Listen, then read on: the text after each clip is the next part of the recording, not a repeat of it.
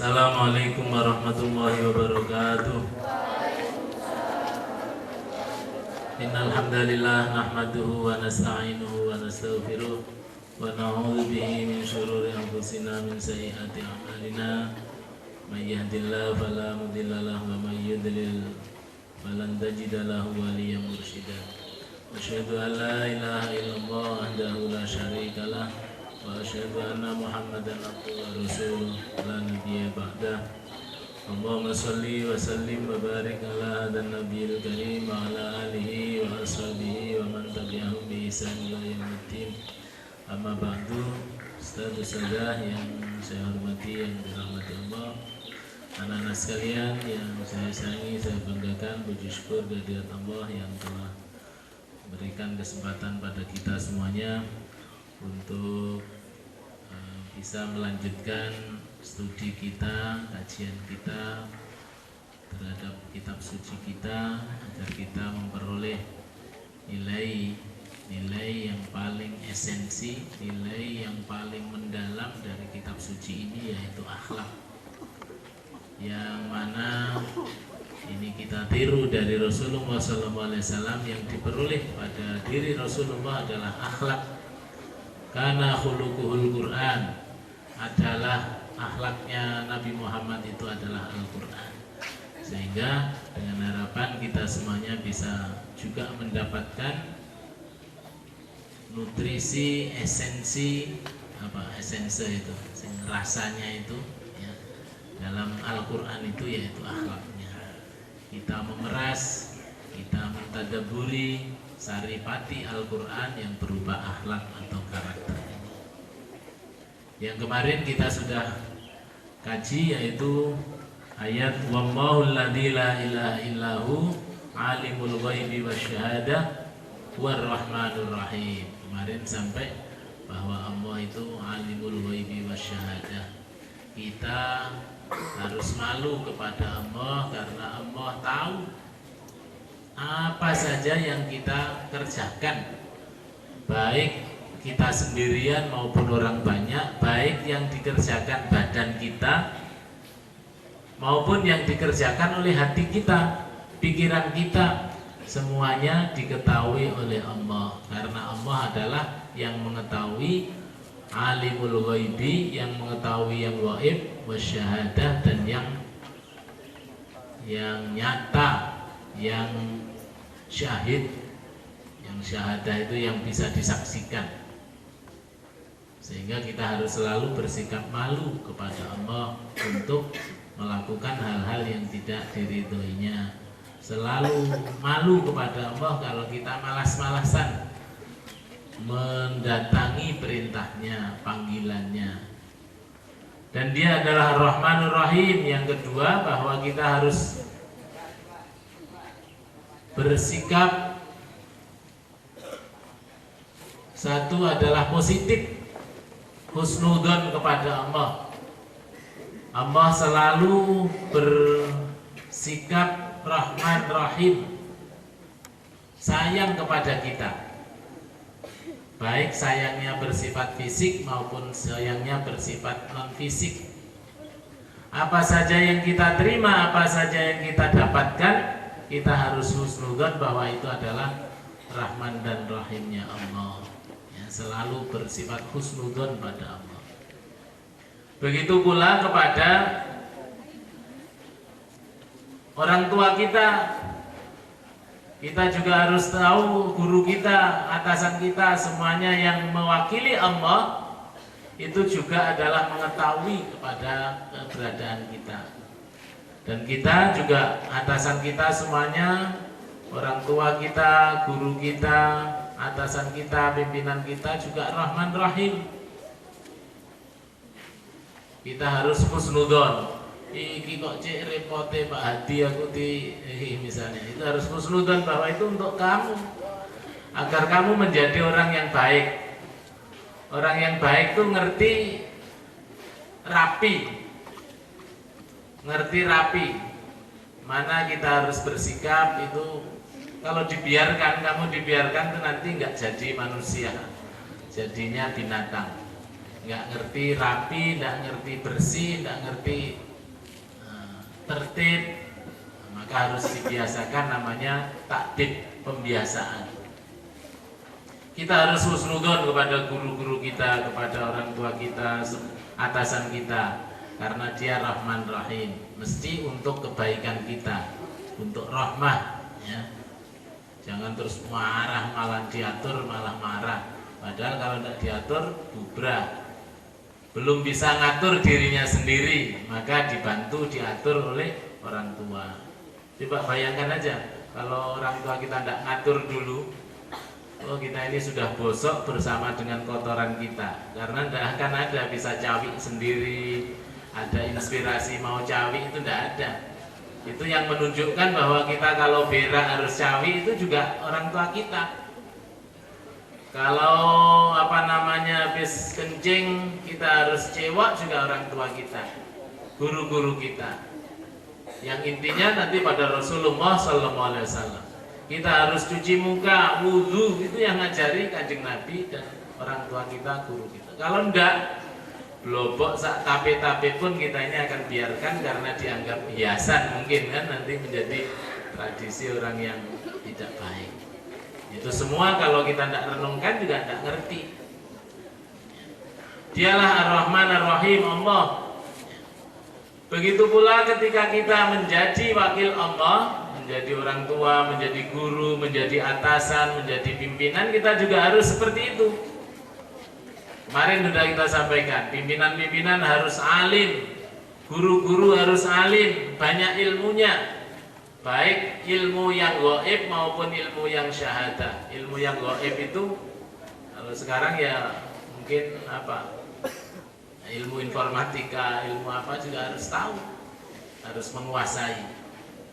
Ilmu-ilmu yang syahadah, pengetahuan tentang diri kita, perilaku juga harus ngerti.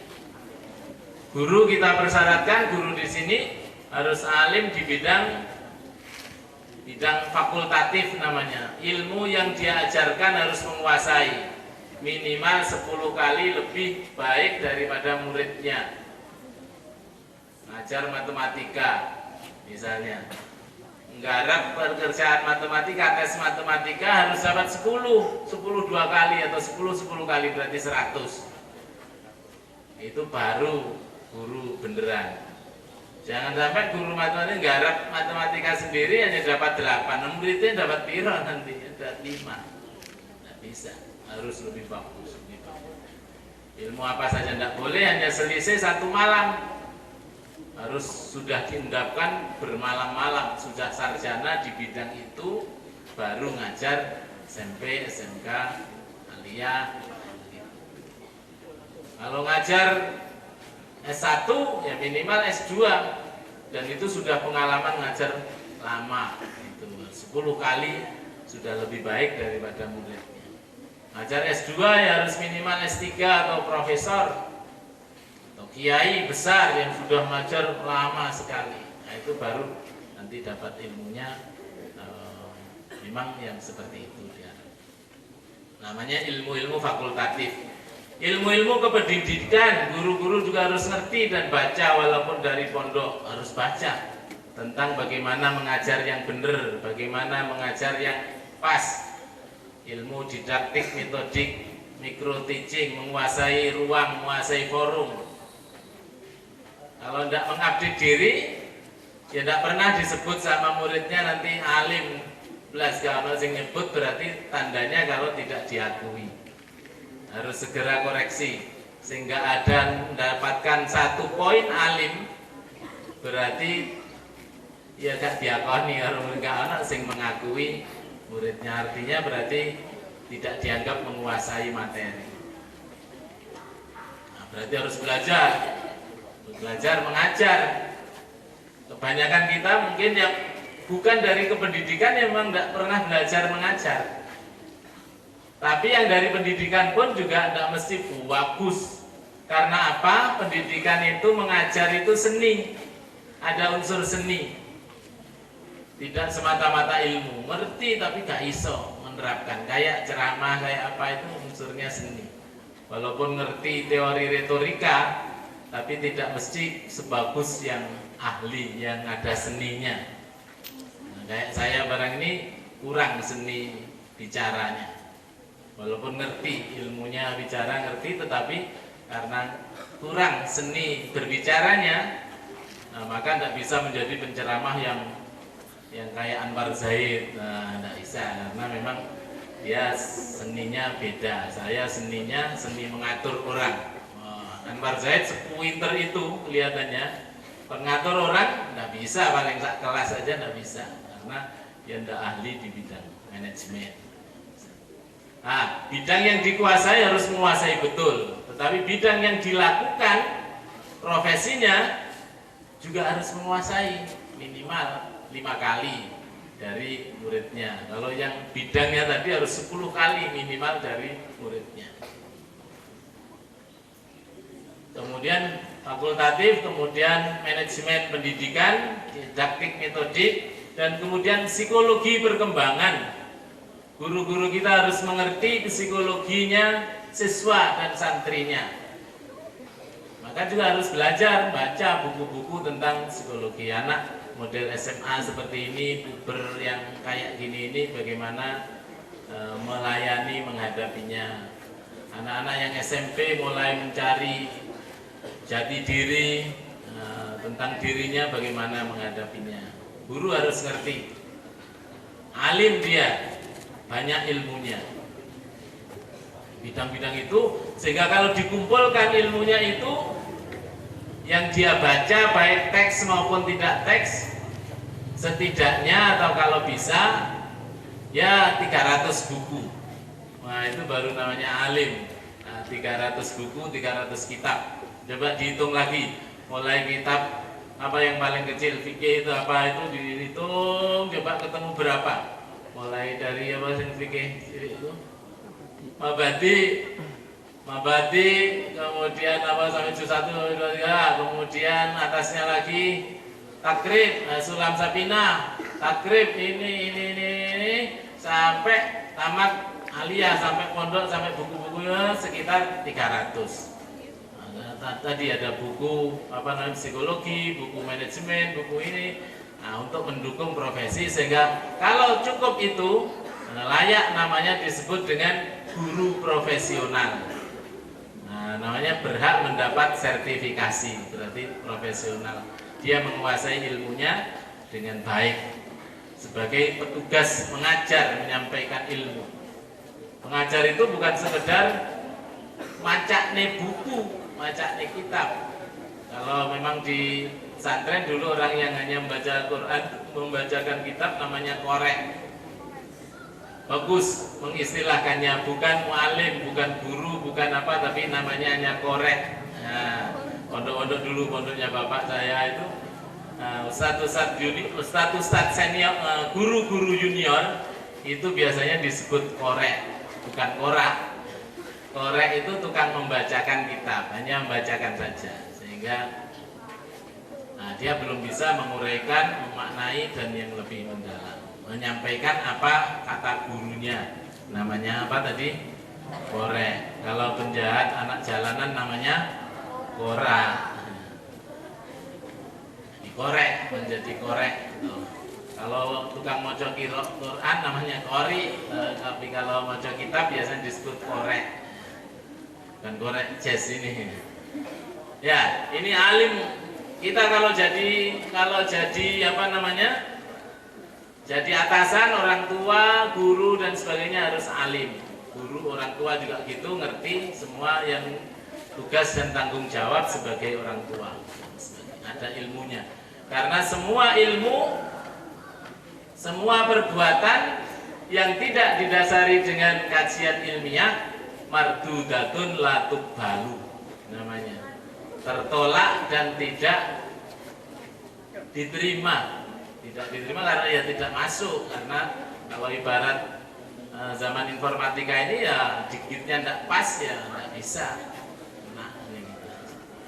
Nah inilah yang harus kita kembangkan. Rahman Rahim juga begitu. Kalau kita jadi atasan juga selalu harus Rahman Rahim, selalu berbuat, bersikap, berkata apapun dalam rangka rahmah. Apa artinya rahmah? kasih sayang. Kasih sayang bisa bersifat material namanya Rahman, bisa bersifat spiritual namanya Rahim. Kita kepada orang umum pokoknya harus menyenangkan orang lain, namanya Rahman.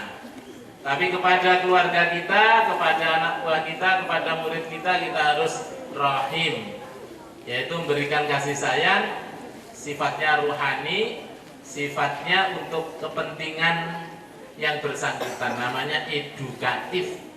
Kasih sayang kita berdampak edukatif. Apa edukatif itu? Mendidik. Kasih sayang kita bersifat mendidik. Kalau Rahman itu kasih sayang hedonistik. Apa hedonistik itu? Menyenangkan, yang penting senang. Nah itu tidak boleh, kepada murid tidak boleh.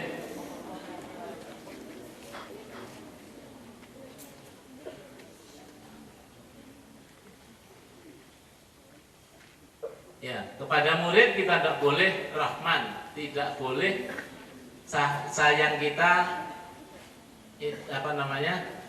hedonistik. Kita harus menyayanginya. Kalian semua guru-guru, kita semua, saya menyayangi kalian adalah harus edukatif. Bagaimana baiknya, bagaimana agar kalian menjadi manusia yang terdidik, manusia yang baik.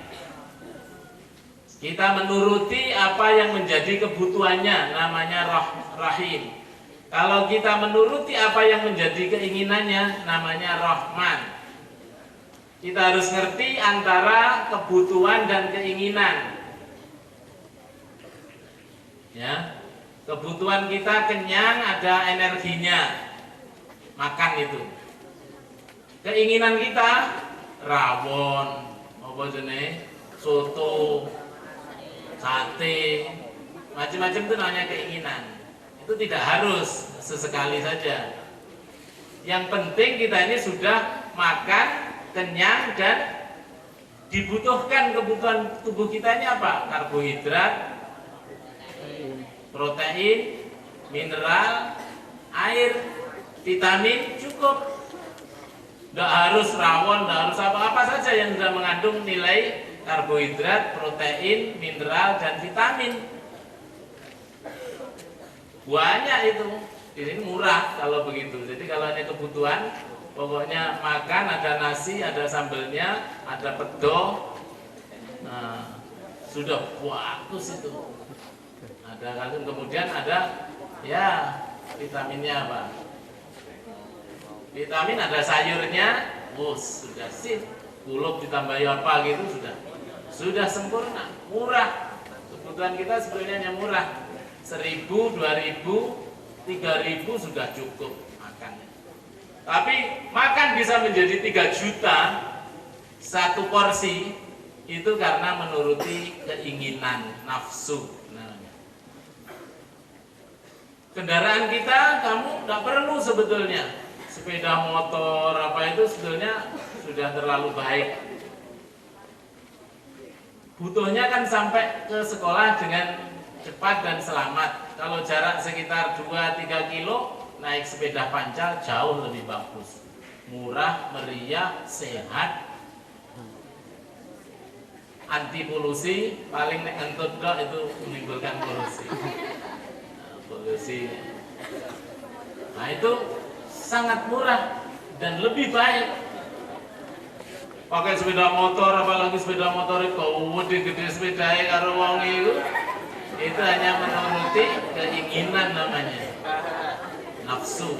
Nggak harus dituruti, ya sesekali boleh ya kan.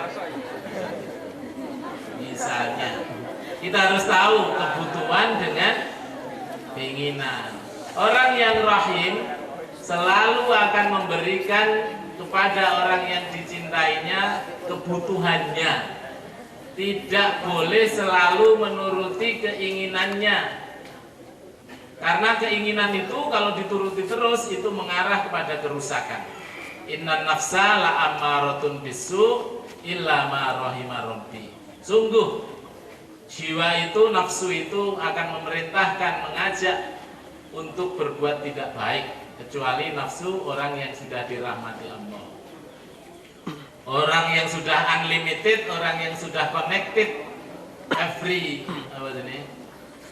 time ya, selalu on dengan Allah, itu aja yang bisa nafsunya sudah baik semuanya. Tapi umumnya manusia nafsunya mesti buruk, pengen ini, hatta zur tumul maqabir, sampai nanti dia akan didatangi oleh kuburan ya. Kuburan datang pada dirinya, hatta zur tumul maqabir.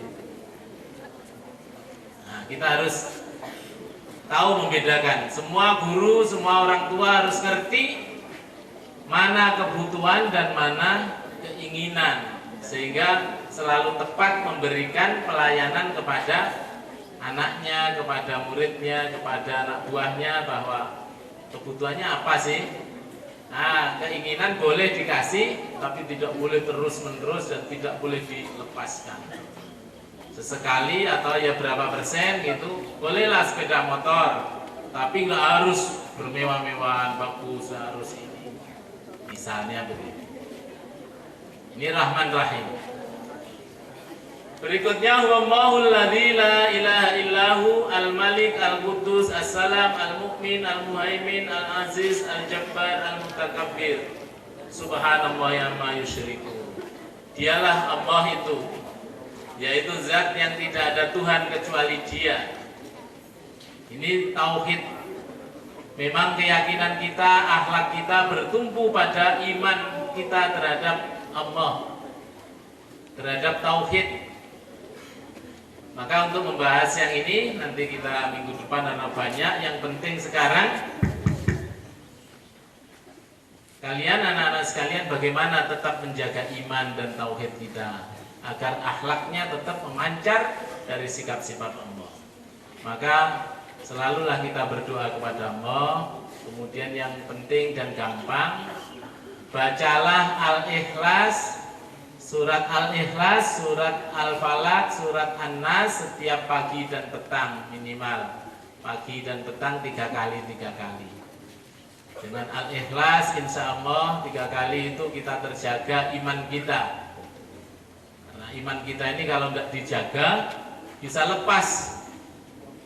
Karena iman itu adalah yazidu wa yanqusu, naik dan turun. Kalau nanti tidak dijaga, kalau turun kebablasan, entek. Kalau entek, maka kita akan melakukan banyak hal yang itu adalah maksiat pada Allah. Tapi kalau iman kita turun tapi tidak sampai drop, nanti naik lagi. Syukur-syukur tidak turun, turunnya sawiti gitu. Naik lagi, sehingga akhlak kita menjadi bagus. Karena akhlak ini bertumbuh dengan iman. Iman orangnya baik, imannya bagus, akhlaknya akan bagus.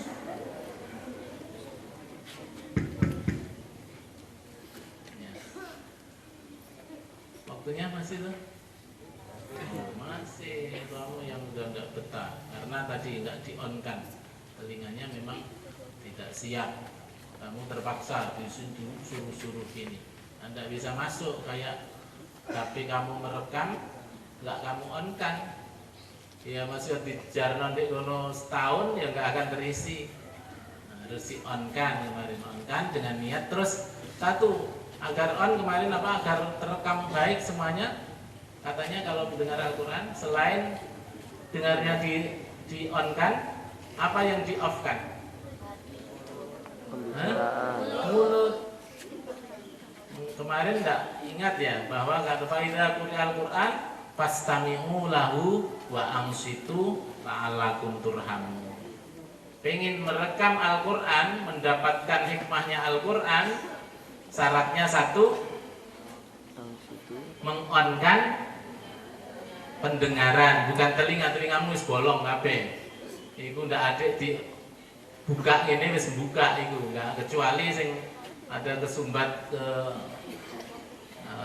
cukile kegeden. Nah, itu kalau tidak ya mesti sudah buka semua, ditambahi ada ini pemancarnya, ini penangkapnya, daun telinga. Ini namanya daun telinga, bukan telinga, bukan pendengaran. Ini hanya alat untuk podo karo informatika, cerobongnya itu untuk menangkap, nah, ini membantu mengkondisikan. Tapi on off-nya itu ada di dalam hati kamu. Kamu siap? Enggak. Kalau enggak, lebih bagus di rumah saja, karena enggak masuk nanti. Yang kedua adalah wa angsitu, meng-off-kan daripada mulut kita. Karena kalau ini on tapi sini tetap on juga, apa yang terjadi? Suara yang masuk dengan suara dalam kita akan campur. Banter mana suara dalam kita dengan suara yang kita dengar? Suara dalam kita, sehingga tidak ada gunanya krosok bergawakmu ngomong dewi. Paham enggak itu? Coba enggak ngomong aja. Saya tahu enggak paham enggak? Kan ini sudah pakai bahasa namanya mistiko informatika. Jadi bahasa saya ini sudah saya sesuaikan dengan bahasa kamu yang SMK itu khususnya.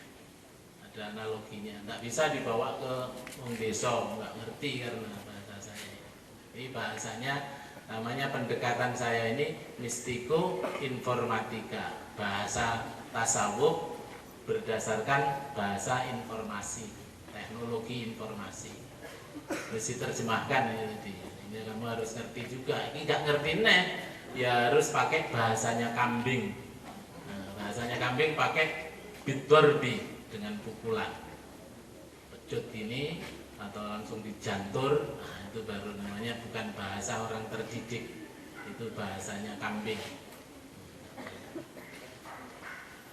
Ya, ini akan kita kaji besok. Yang penting bahwa kita bagaimana menjaga stabilitas iman, yaitu antara lain dengan baca Al-Ikhlas dan Al-Falaq, An-Nas tiap pagi petang berapa kali? 3 kali. Nah, insya Allah dengan Al-Ikhlas iman kita terjaga, dengan Al-Falaq badan kita terjaga, nggak akan tercelakai oleh apapun dan oleh siapapun. Kalau dengan An-Nas, insya Allah sosial kita akan terjaga, pergaulan kita akan terjaga. Kita tidak akan dipertemukan oleh Allah dengan orang-orang yang tidak baik, dengan makhluk-makhluk yang tidak baik, dengan peristiwa-peristiwa yang tidak baik. Karena itu banyak orang yang celaka hanya gara-gara ketemu sama orang yang tidak baik. Maka jadilah dia menjadi tidak baik. Mudah-mudahan sukses, senantiasa menyertai kita semuanya dalam rahmat dan ridha Allah Subhanahu wa taala. Assalamualaikum warahmatullahi wabarakatuh.